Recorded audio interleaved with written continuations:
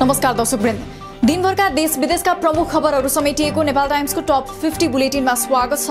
म रश्मिता उदास। सुरु गरौं आजका प्रमुख खबरहरू। गैरातीदेखि देशभर पानी पर्दै उच्च पहाडी र हिमाली क्षेत्रमा हिमपातका कारण यातायात बन्द, जनजीवन कष्टकर बन्दै आइतबारदेखि मौसममा सुधार आउने। मुस्ताङमा यो सिजनको चौथो पटक भारी हिमपात र हावाहुरीले बिजुलीको तार चुडाएपछि मुस्ताङमा बिहीबार रातिदेखि विद्युत सेवा अवरुद्ध। हिमपातले गर्दा सडक बन्द भएकाले म्याग्दीबाट मुस्ताङतर्फ गाडी नपठाउन प्रशासनको आग्रह। काठमाडौँ आउने रूटमा मौसमका कारण प्रतिकूल समस्या उत्पन्न हुँदा आन्तरिक तथा बाह्य उडान प्रभावित, केही उडानहरू ढिला र कुनै रद्द हुने समस्या देखिएको विमानस्थल कार्यालयको भनाई। मध्य प्रदेशमा बिहीबार रातिदेखि सुरु भएको हावाहुरीका कारण 3 जनाको मृत्यु। रुख ढल्दा धनुषामा 2 विद्यार्थी र घर ढल्दा रौतहटमा 1 महिलाको मृत्यु भएको प्रहरीको भनाई। कोभिड संक्रमणको अवस्था हेरेर आउँदो फागुन 1 गतेदेखि विद्यालय खोल्ने सरकारको तयारी। सरकारले आफ्नो क्षेत्रमा रहेको संक्रमणको अवस्था हेरेर विद्यालय खोल्ने वा बन्द गर्ने जिम्मा पालिकालाई दिने। केही जिल्लामा विद्यालय सञ्चालन हुन थाले। नेपालमा आज 11,000 बढीमा गरिएको कोरोना परीक्षणमा थप 2,526 जनामा संक्रमण पुष्टि। आजै 8,425 जना संक्रमण मुक्त भए। थप 5,13,051 जनाले लगाए खोप। आज थप 16 जनाले संक्रमणबाट ज्यान गुमाए। हालसम्म संक्रमणबाट ज्यान गुमाउने संक्रमितको संख्या 11,794 पुग्यो। अहिले देशभर 56,457 जना सक्रिय संक्रमित।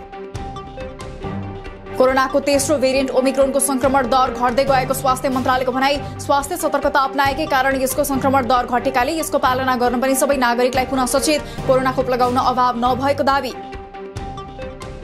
नेपालमा आधा 51.1% जनसङ्ख्या अर्थात् 1,49,27,27,898 जनाले कोरोनाको दुवै डोज खोप लगाए। 1,73,02,787 जनाले पहिलो डोज लगाउँदा बुस्टर खोप लगाउनेको संख्या 4,94,154 पुग्यो। बागलुङमा 62 देखि 64 वर्षभित्रका ज्येष्ठ नागरिकलाई आजदेखि कोभिड विरुद्धको बुस्टर डोज दिन थालियो। सो उमेर समूहका झण्डै 3,500 जनाले खोपको थप मात्रा पाउने।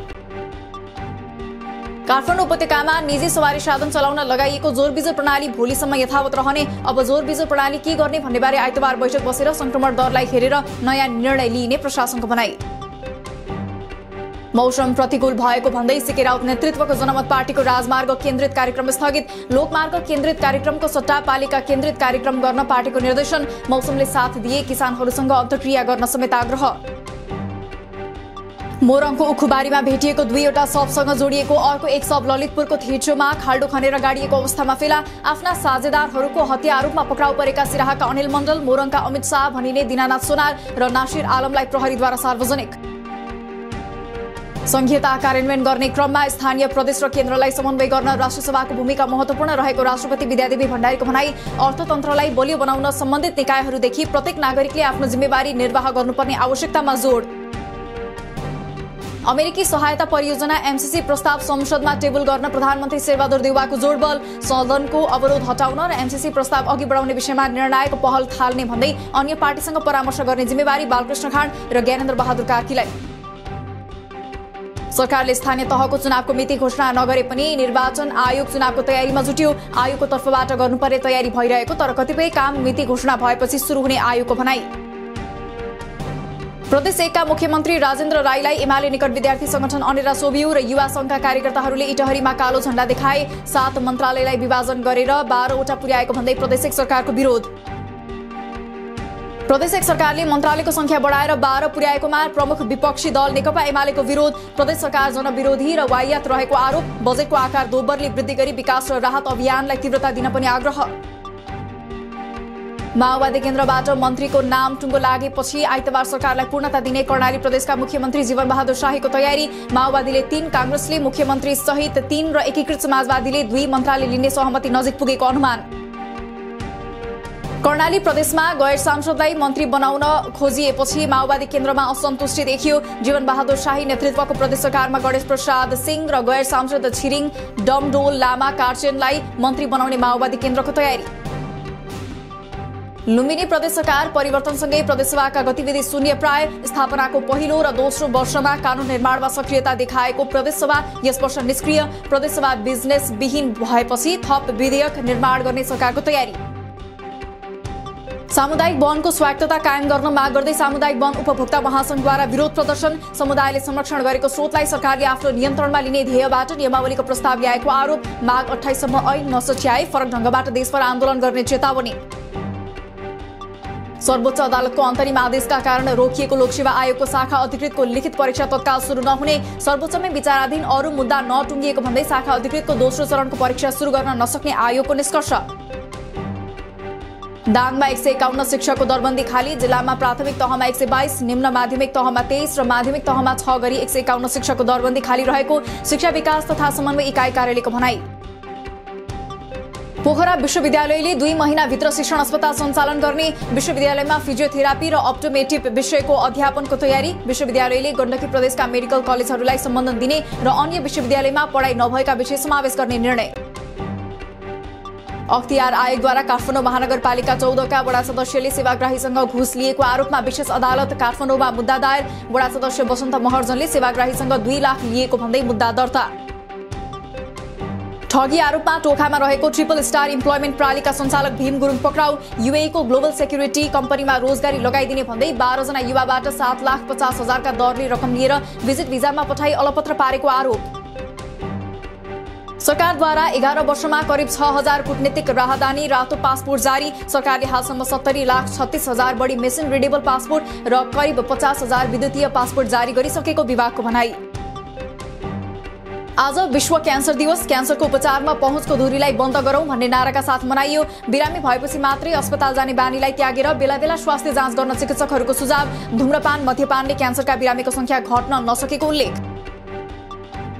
नेपालमा प्रत्येक वर्ष क्यान्सरबाट 13,000 बढी व्यक्तिको मृत्यु हुने गरेको तथ्याङ्क सार्वजनिक। विश्व स्वास्थ्य संगठनको तथ्याङ्क अनुसार नेपालमा 32,000 क्यान्सरका बिरामी रहे पनि रोग लुकाउने गर्दा संख्या अझ धेरै रहेको अनुमान। नेपालमा बढ्दो क्यान्सरका बिरामीहरूमध्ये सबैभन्दा बढी महिलाहरू, पाठेघरको क्यान्सर भएका बिरामीहरू धेरै रहेको विज्ञहरूको भनाई। रोग नियन्त्रण महाशाखाका अनुसार नेपालमा हाल फोक्सोको क्यान्सर सबैभन्दा बढी 23% र पाठेघरको मुखको क्यान्सर 17% रहेको उल्लेख। धनुषाको कुर्थाबाट भारतको जयनगरसम्म आउँदो महिनादेखि रेल चलाउने सरकारको तयारी। भारतको जयनगरबाट धनुषाको कुर्थासम्म झण्डै 35 किलोमिटर चल्ने रेल सेवाका लागि सामान्य सिटमा 70 र एसी सिटका लागि 300 रुपैयाँ भाडा निर्धारण। गोठाटार स्थित जग्गामा बनेका छाप्रा लगायत संरचना हटाउन पशुपति क्षेत्र विकास कोष सञ्चालक परिषदको निर्देशन। 15 दिनभित्र छाप्रा र संरचना नहटाए कोषले आफै हटाउने र त्यसबाट हुने क्षति व्यक्ति स्वयंले बेहोर्नुपर्ने चेतावनी। सडक निर्माण हुन नसक्दा लामो समय आलोचना खेप्दै आएको रूपन्देहीको तिलोत्तमा नगरपालिका मंगलापुरदेखि कान्छी बजारसम्मको सडक कालोपत्री हुने। बुटवल बेलहिया 6 लेन सडक खण्डको मंगलापुर चोकदेखि पूर्व 5 किलोमिटर सडक निर्माणको लागि शुक्रबार ग्लोबल टेन्डर आह्वान। बिजुलीको तार भूमिगत गर्दा फुटपाथ छेकिने गरी राखिएका आउटडोर क्याबिनेट बक्सहरू व्यवस्थापन गरिने। अव्यावहारिक रूपमा राखिएका यस्ता बक्सहरूको रिडिजाइन गर्न विद्युत प्राधिकरणको निर्देशन। बेरुजु रकम दाखिला नगर्ने 186 फर्म तथा कम्पनीको कारोबार रोका गर्ने वीरगञ्ज भन्सार कार्यालयको निर्णय। ती फर्मले कम्तीमा 4,000 देखि बढीमा 40 लाखसम्म बेरुजु फर्च्युट गर्न बाँकी। कर छलेको आरोपमा विभिन्न आईटी कम्पनीहरू विरुद्ध राजस्व अनुसन्धान विभागद्वारा मुद्दा दायर। कर छल्ने आईटी कम्पनीहरू विरुद्ध 18.25 करोडको बिगो माग दावी गर्दै उच्च अदालत पाटनमा मुद्दा दर्ता। कतिपय मृत्यु असन्तुलित खानाको कारण हुने गरेको भन्दै खाद्य वस्तुका कारण मृत्यु भएको सम्बन्धमा सबै उद्योगी व्यवसायी दोषी बन्ने कानूनी प्रावधान राख्न नहुने कृषि मन्त्री महेन्द्र राय यादवको धारणा। खाद्य वस्तुको परीक्षण, निरीक्षण तथा बजार अनुगमनको जिम्मेवारी स्थानीय तहलाई दिनुपर्ने उल्लेख। हाल डीम्याट खाता खोल्नेहरू भात्तै बढे। सीडीएस एन्ड क्लियरिङका अनुसार डीम्याट खाता खोल्नेको संख्या करिब 50 लाख पुग्यो। पछिल्लो 3 सातामा मात्रै 2 लाख बढीले डीम्याट खाता खोले। शेयर बजारमा नयाँ लगानीकर्ताको संख्या समेत तीव्र रूपमा बढ्दै। पछिल्लो 1 सातामा शेयर बजार मापक नेप्से परिसूचक 106.82 अङ्कले बढेर 2876.74 बिन्दुमा पुग्यो। लगानीकर्ताको सम्पत्तिमा पनि यो साता 1,36,74 करोड रुपैयाँले वृद्धि। साताको 6औं दिन आज शुक्रबार बजारमा सुनचाँदीको मूल्य घट्यो। छापावाला सुनको मूल्य आज 200 रुपैयाँले घटेर प्रति तोला 92,500 रुपैयाँ कायम। चाँदीको मूल्य 5 रुपैयाँले घटेर 1,250 रुपैयाँमा कारोबार। आम नागरिकलाई विद्युतीय भुक्तानीमा सचेत हुन नेपाल राष्ट्र बैंकको आग्रह। विद्युतीय उपकरणको माध्यमबाट घरमै बसेर कारोबार गर्दा विभिन्न आपराधिक व्यक्तिहरूले विभिन्न माध्यम प्रयोग गरी ग्राहकलाई ठगी गरिरहेको भन्ने गुनासो प्राप्त भइरहेको भन्दै सावधानी अपनाउन अनुरोध। नेपाल क्रिकेट संघले वार्षिक साधारण सभाको मिति तोक्यो। सभा आउँदो फागुन 13 र 14 गते धनगढीको एक होटलमा आयोजना हुने। कोरोना संक्रमणका कारण यस मितिमा भौतिक उपस्थिति हुन नसक्ने अवस्था भए भर्चुअल माध्यमबाट भए पनि साधारण सभा आयोजना गरिने उल्लेख। बंगबन्धु एशियन सेन्ट्रल जोन महिला भलिबल च्याम्पियनशिपका विजेता राष्ट्रिय महिला भलिबल टोलीलाई आज शुक्रबार सम्मान र पुरस्कार प्रदान। टोलीका 12 खेलाडीलाई जरही 5 लाख, प्रमुख प्रशिक्षक र प्रशिक्षकलाई 3-3 लाख तथा टोली व्यवस्थापकलाई 2 लाख रुपैयाँ प्रदान। नेपाली राष्ट्रिय फुटबल टोलीका प्रशिक्षक अब्दुल्ला अल्मुताइरी पनि सम्मानित। साफ विदामा उपविजेता बनेको नेपाली टोलीका प्रशिक्षक अल्मुताइरीलाई नगदसहित सम्मान गरियो।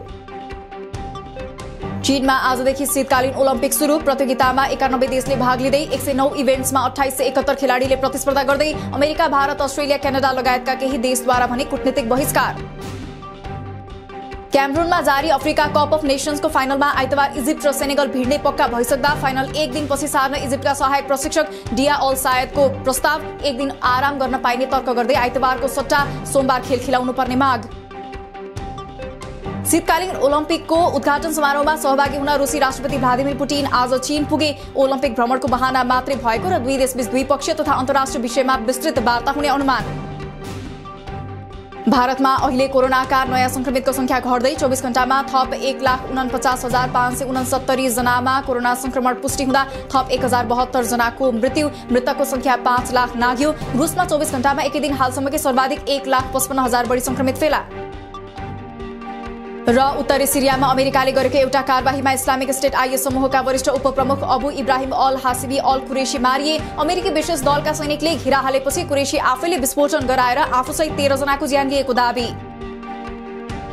दिनभरका देश विदेशका प्रमुख खबरहरू समेटिएको नेपाल टाइम्सको टप 50 बुलेटिन अहिलेलाई सकियो। हामी भोलि टप 15 समाचारका साथ उपस्थित हुने नै छौं। नेपाल टाइम्सको युट्युब च्यानल सब्स्क्राइब गरिदिनु भएकोमा र फेसबुक पेज लाइक गरिदिनु भएकोमा धन्यवाद। ताजा खबरहरू नेपाल टाइम्सको अनलाइन पोर्टल www.nepaltimes.net मा पनि गएर हेर्न सक्नुहुनेछ। नेपाल टाइम्स हेर्दै गर्नुहोला। नमस्कार।